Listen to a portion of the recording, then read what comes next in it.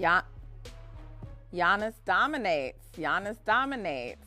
I know. He I know. did. I know. Actually, you think this is all lovely and cute, but you still think Boston's the team to beat in the East. So I'm so excited. Oh, for sure. For sure. And this story was written by a man named Kristian Winfield, who I know pretty well. He also is a man who was talking big stuff when the Nets had, Kyrie Irving and Kevin Durant. And how the tables have turned, because now there's nobody left in Brooklyn. And you know who's sitting at the 5th seed in the Eastern Conference standings? The real team of New York, the New York Knicks. Kristian Winfield, everybody, clap it up for Kristian. What's up, buddy? What an introduction. Someone was joking with me that I'm the only star left in Brooklyn. So I think that goes to show you where we are with where the Nets are right now. True story. True story. Very, very true. The Nets and the Knicks, face each other, tonight. MSG. What do you have to tell us, rather, what we can expect from this matchup? Obviously, it's a little bit of a lopsided one. Yeah, well, the tides have turned in New York, right? I mean, we've gone from this being Nets, championship type of team to now, are they even going to make the playoffs? And on the other side of the coin, you've got a Knicks team that, Jalen Brunson has come in and really been the floor general that this team has needed for years. Ashley, you can attest to how important the point guard position has been, or the lack thereof, for the Knicks. And now having that set in, you have Julius Randle playing good basketball. RJ Barrett still has to find his footing, in my opinion. But, even a guy like Josh Hart is coming in and making an impact immediately. This isn't going to be an easy game for the Nets. I don't think it's going to be an easy game for the Knicks either, because the Nets are still they're putting it together, understanding how offense runs through Spencer Dinwiddie, Mikal Bridges, and Cam Johnson is someone who's actually come along in that trade from Phoenix as someone who can put the ball on the floor and shoot the three. But without that star power, you see the wheels fall off late in games. You see Trae Young, a guy like that, go off late in games and hit a game winner. And it just boils down to who's going to take the last shot. How is the team going to generate late game offense? And I think that's how a lot of this second half of the season is going to go for them. Yeah, I mean, listen, on a serious note, I'm going to stop gloating. But, the Nets do have a situation on their hands. Kyrie's gone, Kevin Durant is gone. And that was a big chunk of the appeal, but also the success of the Brooklyn Nets. Now you have a team that has some nice key players, but you don't have any of those star players anymore. And the last remainder of the big three, Ben Simmons, currently on a $35 million a year contract, has been dealing with a lot of injury, mostly in his knee. I heard that it was drained recently, and, the Nets are considering whether or not to shut him down. Coach Vaughn has come out and said he's still trying to figure out where Ben fits, who he can place him with on the court. What do the Nets do with this situation? Because like I said, you don't have Kevin Durant and Kyrie to kind of mask over a lot of those shortcomings that he may have been dealing with. Now the spotlight, the microscope, is all eyes on him.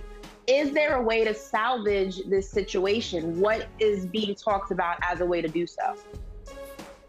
Well, first and foremost, Jacques Vaughn came out and said yesterday that there's zero chance the Nets shut down Ben Simmons for the remainder of the season. So if we're taking him at his word, we're going to see Ben at some point.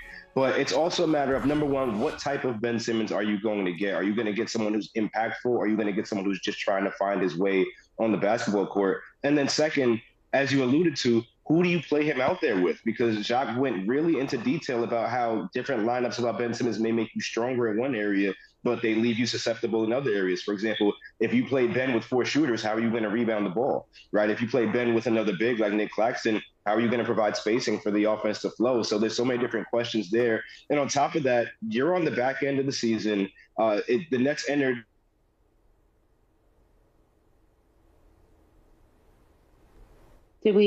I think we lost. Did we lose Kristian? We lost Kristian? We did. Oh, no. We did.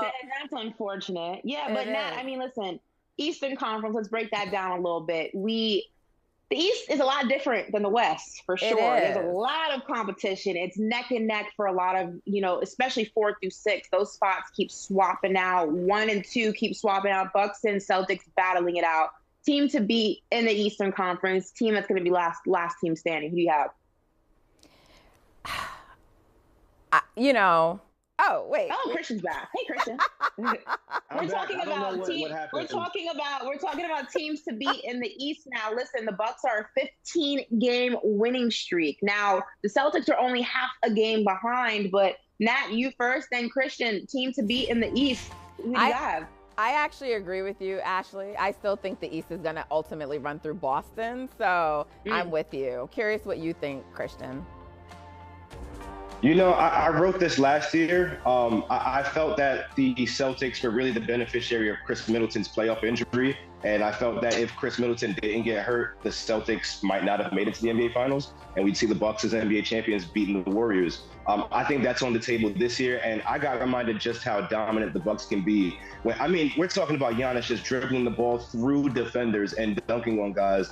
It's stuff you see in video games that I got to see happen at Barclays last night. So it's tough for me to really think about another team that can stop that, especially when you combine that with healthy Drew Holiday, healthy Chris Middleton, healthy Brook Lopez, pumped up Bobby Portis. Like, it's just so many different ways that Milwaukee can beat you. I just want to see the series, though. If I had to put money on anybody, I'm putting money on Milwaukee for sure. Okay, very quickly, tell me real quick, what's the Knicks ceiling this year? What seed are they getting going into the playoffs?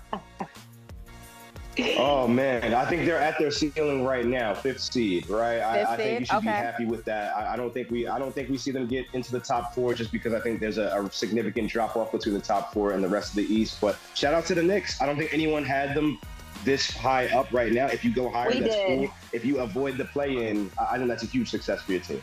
Shout out to the Knickerbockers. Go make your way to the Garden, Christian. Go watch a real New York team work. I'll see you later. I'm on the way now. Hey, thank you for watching Brother from Another. If you haven't hit that subscribe button, go ahead and do that now. Don't forget, you can catch us 3 to 4 weekdays on PeacockTV.com and on Sirius XM Channel 85.